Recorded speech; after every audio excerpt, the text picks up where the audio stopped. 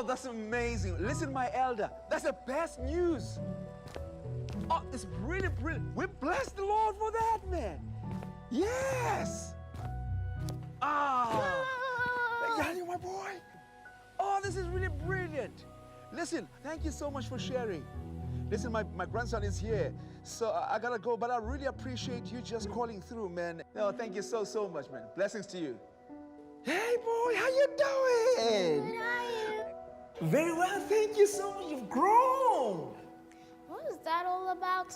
Well, that was a beautiful call, amazing call. Someone was just telling me about the last quinquennium. Quinquennium? Yeah, quinquennium.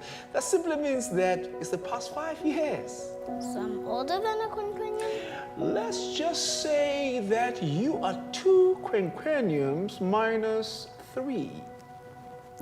7. Yes! So what happened that was so exciting? A lot happened in this period, yeah?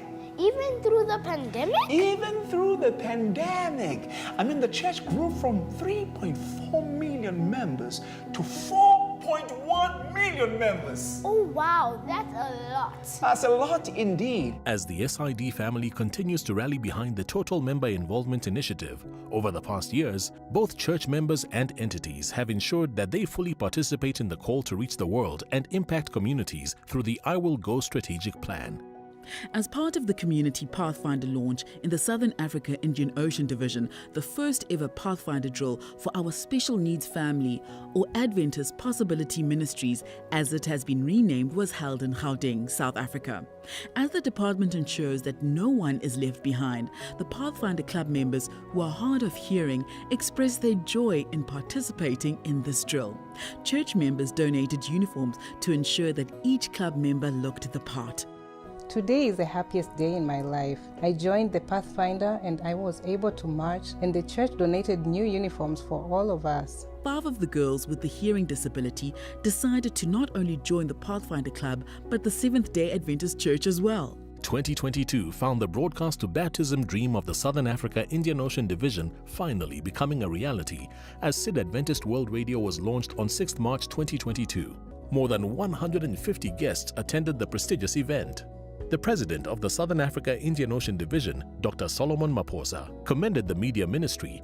The AWR Africa Regional Director, Mr. Emmanuel Ogwal, applauded the historic launch, calling it a game-changer in evangelism.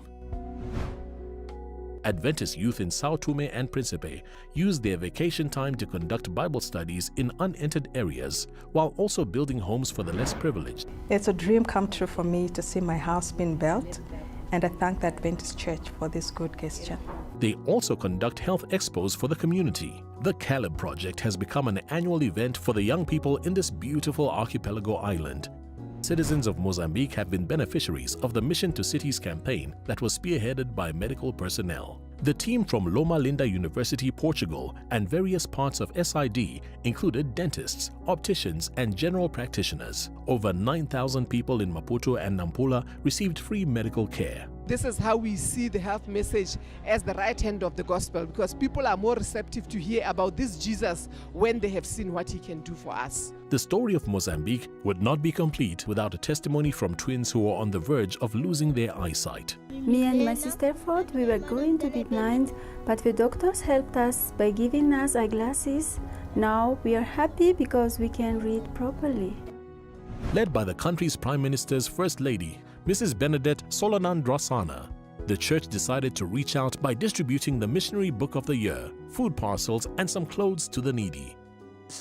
TMI, where we talk more about the method of Jesus and how he responded to the needs of those people. Thousands went through the baptism waters as a result of this innovative way of evangelism. Due to participation in total member involvement, the union has realigned, resulting in the birth of 4 more conferences, giving us a total of 8 conferences, a sign that the church is indeed growing in this Indian Ocean island. So many people doing some really good things out there. Absolutely. Have I told you about Susan Williams? Who? Susan Williams. She's one of our church members based in Botswana who was only given a few months to live.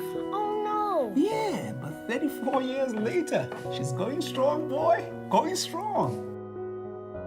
Diagnosed with cancer and given 6 months to live, Susan Williams' world was turned upside down. This was in 1988, and 34 years later, Susan is still going strong. This devastating news would catalyze her outreach ministry. Upon receiving the news, Susan went on her knees and uttered a simple prayer. Lord, I'm negotiating with you. If you save my life, I will serve you all my life.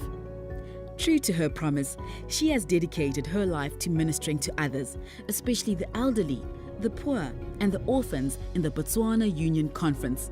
With the support of her husband Ken, church members and friends, Susan moves from one village to the other, handing out food parcels, clothes, and blankets for cold days.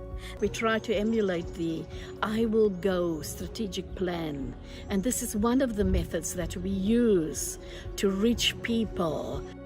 As a result of the total member involvement in the Northeastern Angola Union, there has been some realignment in the territory as the union has grown from 2 conferences to 4 conferences. The union was blessed by a visit from the General Conference President, Elder Ted Wilson, and wife Nancy. Accompanied by the SID President and his 2 officers, together with the union officers from Angola, Elder Wilson visited the country's president, His Excellency João Lourenço. During his visit to the State House, Elder Ted Wilson emphasized the church's continuous engagement to partner with the local government on social projects. Elder Ted Wilson also attended the Big Sabbath at the magnificent November Stadium, where he addressed over 50,000 church members. He encouraged them to continue being active in the Total Member Involvement Initiative. In Lubango, Southwestern Angola Union, the youth have adopted a transport system where they offer free transport on Friday evenings to commuters going to and from work and running various errands. During the bus ride, the young people conduct a worship service for the passengers and also distribute free Christian literature. In just a span of an hour, they can reach out to over 100 people. Through this initiative, several individuals have indicated that they would like to know more about the church, while some now attend worship services. In the same area, young people decided to offer a free haircut service, which in turn has drawn a lot of attention from the public. While getting a haircut, clients are ministered to through biblical lessons shared by the youth. In 2019, Malawi Union Conference hosted Mission to Cities campaigns all over Malawi, but 20,000 people were baptized as a direct result of these evangelistic initiatives. Amongst them is a former Pentecostal pastor and his family, who upon hearing the Sabbath message decided to join the Seventh-day Adventist Church with his entire congregation. The Northern Zambia Union Conference continues to embrace media as a tool of evangelism. Through the ministry of the Adventist World Radio, many households continue to receive hope during these troubled times. Adventist World Radio Zambia for Christ campaign was conducted across the country, and thousands gave their lives to the Lord. The GYD Week of Prayer sessions held throughout the Union resulted in 20,204 baptisms. As part of their compassionate ministry, the Dorcas Society of the Seventh-day Adventist Church in Zambia joined forces with the Methodist Church and non-governmental organizations in assisting the Mbayi family of 12 with tricycles. This unique family of 12 is disabled and has not been able to walk since birth. As a response to the situation, the Adventist Church and the New Life Center run by the Methodist Church donated 11 tricycles to the value of $2,000. The Dorcas Society went a step further and started some income-generating projects for the family as additional income. It was a jubilant time for the Seventh-day Adventist Church in Zambia, as His Excellency Hakainde Hichilema was appointed as Zambia's 7th Republican President. In a country that has over 1 million baptized Seventh-day Adventist members, it is an honor and no surprise to have a state leader who is not only a member of the Adventist Church, but a master guide as well.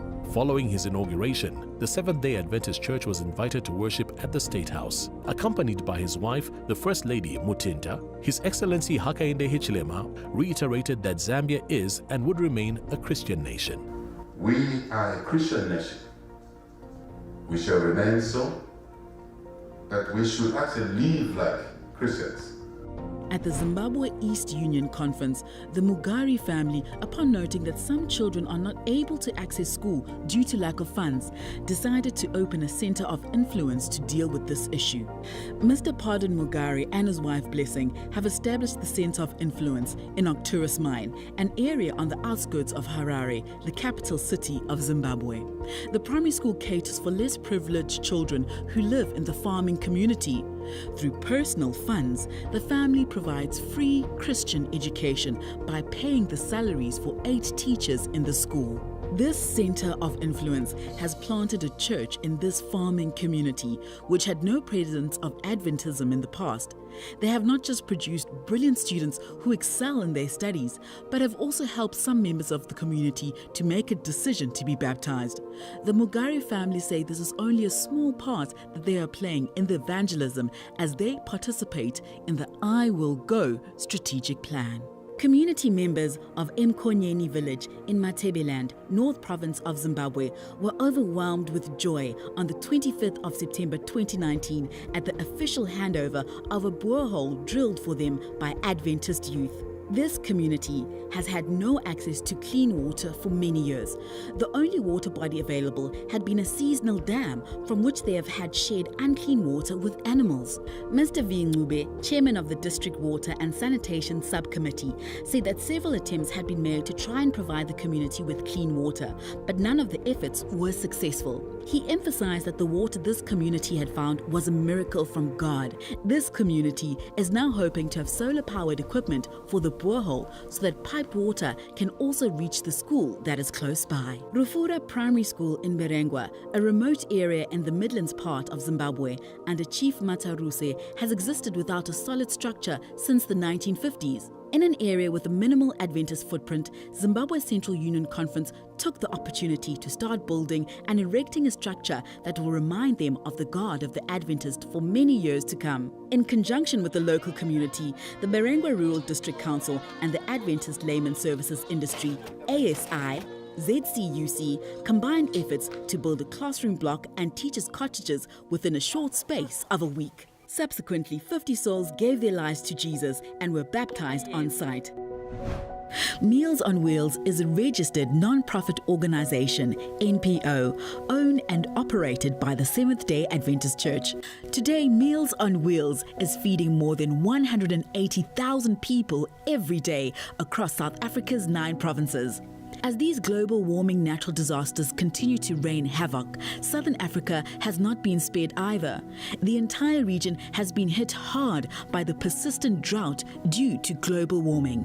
Touched by the death of the livestock, Meals on Wheels has been feeding the underprivileged and elderly people in South Africa for the past 60 years and has since turned their humanitarian work to farmers by feeding their livestock and workforce. Today I wasn't expecting anything and I wasn't sure on what kind of help we were going to receive. We've got farmers in other regions as well that has gone as far as committing suicide, that has gone through the process of minimizing and even giving away and selling half of their livestock.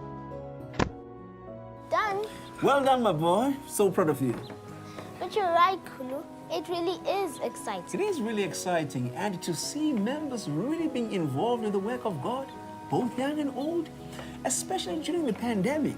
Really, God must be really pleased. Yeah, let's pray for those that are also at work, yeah? Dear Jesus, thank you for the day. Thank you for being with Kulu and I today. Thank you for the work that is happening in the SID and in the world with the church. We can't wait for you to come and take us up to heaven. We love you. In Jesus' name we pray. Amen.